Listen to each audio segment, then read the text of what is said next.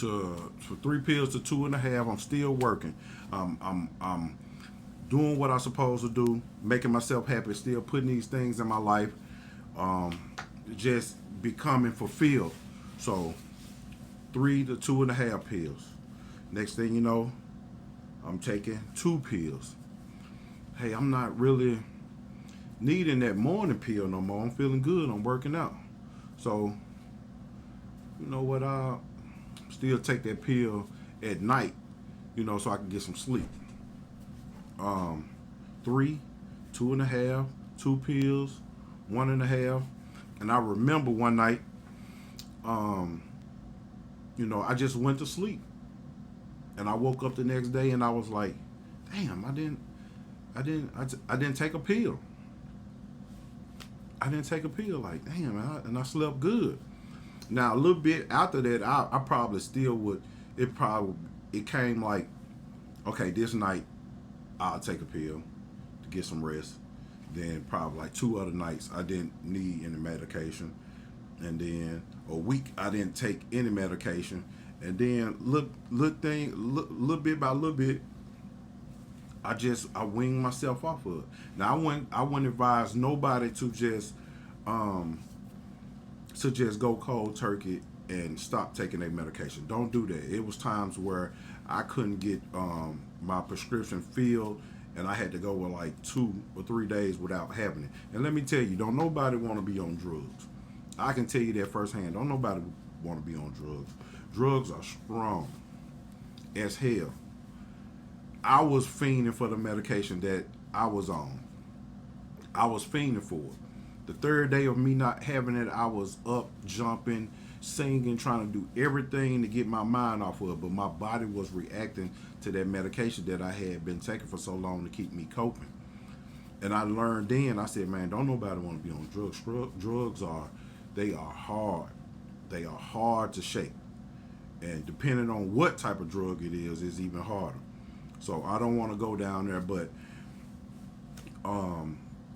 man, I just, before you know it, doing all those things, just with the time of me taking my medication, able to cope, I started putting things in my life that I knew that I would enjoy.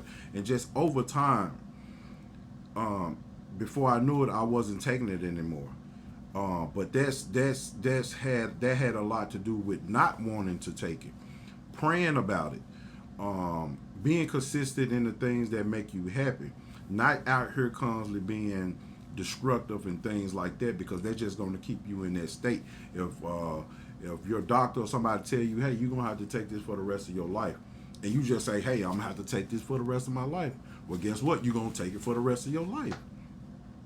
Don't have that type of mindset. Don't have that mindset. If you don't want to take this, if you feel like this is not the right thing for you, by all means, do what you have to do to cope throughout life, to get back on track, to get back in the game and compete the game of life. Do what you have to do. Take your medication. Continue to talk to somebody and that's the thing. If people don't understand mental illness, they will never. They just gonna think your ass crazy. People will start coming to your life who understand what you're going through. You know what I'm saying?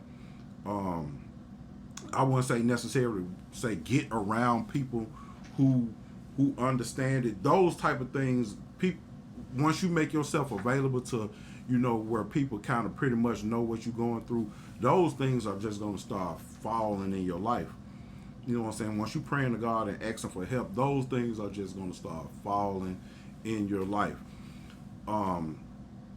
I went from a dark place to saying that God is not. I made a mockery of God for too long, and it just wasn't no help. Now I had to go through it, and I really feel to this day that I went through it just so I could really understand how mental illness is, so I can be, I can sympathize, I can empathize with that. I can empathize with somebody who got a mental illness. Because had I not went through it, it'd been like, oh yeah, it's crazy, just like how anybody else probably would look at it. But I'm glad I went through it, and I'm blessed that I came out on the other side, and I can tell you that you can do the same thing. Keep your faith. If you're talking to a counselor, don't be scared. Go talk to that counselor. Go talk to a professional. Hey, if they recommend medication for you, take your meds.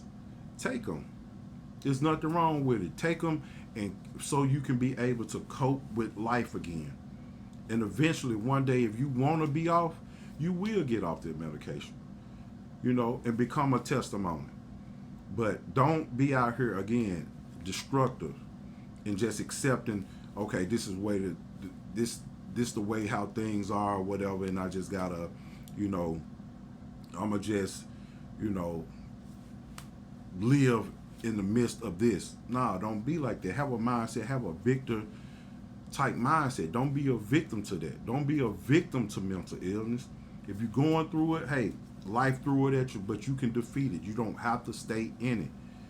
Trust me, you don't have to stay in it. If it wasn't like that, I would have never made this video. I'm telling you how I overcame depression and anxiety. And last thing I want to leave y'all with is, again, keep God first. Keep God first. If you're going through it, if you're hearing me, if you're going through it, keep God first. It may seem like that your prayers are not being answered, but it's only to keep you going through it, so you can go through it and really feel and experience it.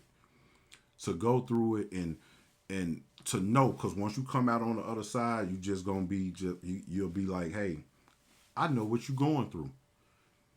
Everything that I explained, I'm pretty sure you like, damn, he really, yeah. It takes for somebody to go through that darkness to know.